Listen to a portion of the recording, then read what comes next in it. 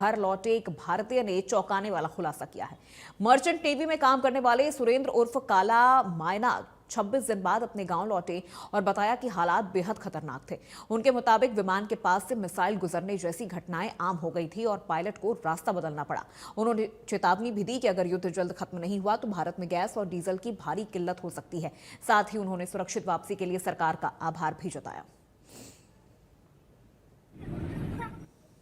Middle east में भारी तबाही के बीच कुछ भारतीय लोग भी ईरान में फंस गए थे। वहीं कतर से 26 दिन के बाद रोहतक जिले के मायना गांव के सुरेंद्र उपकाला लौटे हैं। उनसे जानते हैं कि फिलहाल वहां पर किस तरह की स्थिति है। सबसे पहले तो आपको शुभकामनाएं, आप यहां पर पहुंचे। सबसे पहले तो मैं भी अपने इंडियन न्यूज़ टीम को और इंडिया टीम के दर्शकों को शुभकामनाएं देना चाहूँगा। शुरू से ही हमारे साथ जुड़े हुए हैं, हमारा हौसला बढ़ा रहे हैं। वहां पर आप थे, कुछ वीडियो आप हर रोज़ सोशल मीडिया पर डालते थे। आपके आसपास काफ़ी मिसाइलें और धमाके हो रहे थे, तो किस तरह का माहौल था? देखिए जी, वहाँ पे माहौल बहुत ख़राब था। हम वहाँ पे 27 तारीख को गए थे और 28 तारीख को जैसे ही वहाँ पे हमारा काम रहता समुद्र में अंदर जो ड्रिलिंग तेल गैस निकलता है वहाँ पे हम काम करते हैं। 28 तारीख को हम सुबह जब हेलीबेस पहुँचे तो हमारे फ़ोनों में इमरजेंसी अलर्ट जारी हुआ कि यहाँ पे कुछ इमरजेंसी हुई है। तभी हम बाहर आके निकल के देखा तो आसमान में धुएँ गुब्बारा, आसमान में धमाकों की आवाज़ साफ सुनाई दे रही थी, जिसको हमने कैप्चर करने की कोशिश भी की। लेकिन थोड़ी देर बाद ही कतर गवर्नमेंट की तरफ से नोटिस आया कि कोई भी सोशल मीडिया पर वीडियो वायरल ना करें। लेकिन जो माहौल था, अभी हम तो वहीं पर रुके, हेलीबेस के ऊपर ही रुक गए थे, लेकिन जो हमारे साथी थे जो समुद्र में जो फंस गए थे, वे जब हमारे पास आए रिस्क्यू जब जब उनको रिस्क्यू किया गया, जब हमारे पास आए तो उन्होंने बताया कि वहाँ पे बहुत ही खतरे का माहौल था। क्योंकि जब हम तेल गैस के कुएं पर जब हम काम करते हैं तो वहाँ पे एक छोटी सी चिंगारी भी बारूद का रूप ले लेती है, और वो तो मिसाइल है। जब मिसाइल गिरेगी तो वहाँ पे बहुत बड़ा नुकसान होने वाला था। इसके लिए कतर गवर्नमेंट का भी धन्यवाद करना चाहिए, जिन्होंने रिस्क्यू करके सभी भारतीयों को सेफ ज़मीन पर लेके आए। अच्छा, अमेरिका और इजराइल का मुख्य निशाना गैस और जो तेल के टैंक हैं, जो स्रोत है, वहाँ पर था। तो आप लोग वहाँ पर काम करते थे, तो आपको सबसे ज़्यादा खतरा था, बना रहता था मन में? जी बिल्कुल, हमको तो सबसे ज़्यादा खतरा हम ही को था, क्योंकि तेल गैस के कुएँ पे जब हम काम करते हैं तो अभी ईरान टारगेट तेल गैस के प्लांटों को, तेल गैस के कुओं को ही कर रहा है। तो ये तो जायज़ सी बात है कि वहाँ पे खतरा सबसे ज़्यादा था। तो अभी कितने भारतीय लौटे हैं और कितने लोग और वहाँ पर फंसे हुए हैं? अभी कल अमेरिका ने बयान दिया है कि 4-5 दिन के लिए युद्ध विराम दिया जाएगा।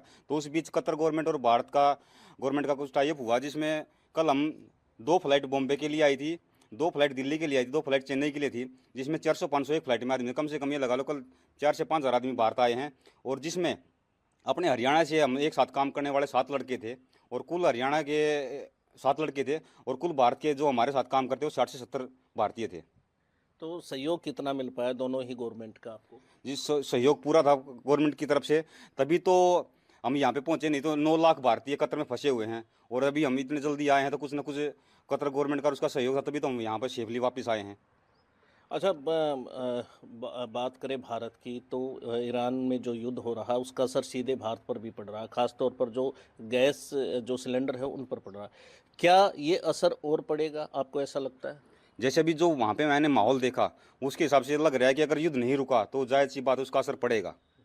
क्योंकि जो स्ट्रेट ऑफ जो हार्मोस है उसको अगर ईरान ने ब्लॉक कर दिया, अभी तो कुछ दिन के लिए खोला, भारत ने, मोदी जी की भी बात हुई है तो कुछ दिन के लिए खोला, लेकिन बाई चांस अगर ये ज़्यादा मामला बिगड़ता दिखा तो जायज़ सी बात है कि इसका असर भारत पे पड़ेगा। अच्छा, आखिरी सवाल मेरा ये है, जब आप लोग आ रहे थे, ये सुना है कि आपके जो एयरप्लेन थे उसके आसपास से भी मिसाइलें गई हैं और अचानक से पायलट ने रास्ता बदलना पड़ा।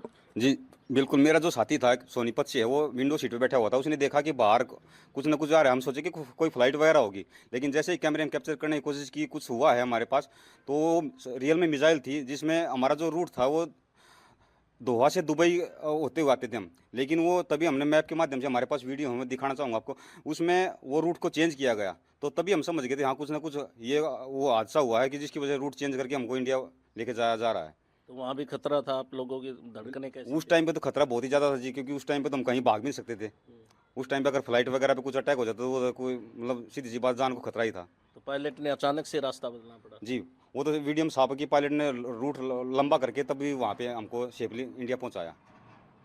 तो ये थे सुरेंद्र उर्फ काला, ये कतर में फंसे हुए थे। 26 दिन के बाद भारत लौटे हैं। इस दौरान वहाँ से काफ़ी वीडियो सोशल मीडिया पर भी डालते थे। हालांकि कतर सरकार ने सोशल मीडिया पर वीडियो डालने से मना कर दिया था और बैन लगा दिया था, लेकिन अब ये यहाँ पर पहुँचे हैं। कुछ राहत की सांस जरूर ली है, लेकिन ईरान में जिस तरह के हालात हुए हैं वो बिल्कुल बयां किए जा रहे हैं। इंडिया न्यूज़ के लिए रोहतक से दिनेश। और खबर फरीदाबाद से है, जहां पर नकाबपोश युवकों के बीच पथराव हो गया है। सीसीटीवी में कैद हुई पूरी घटना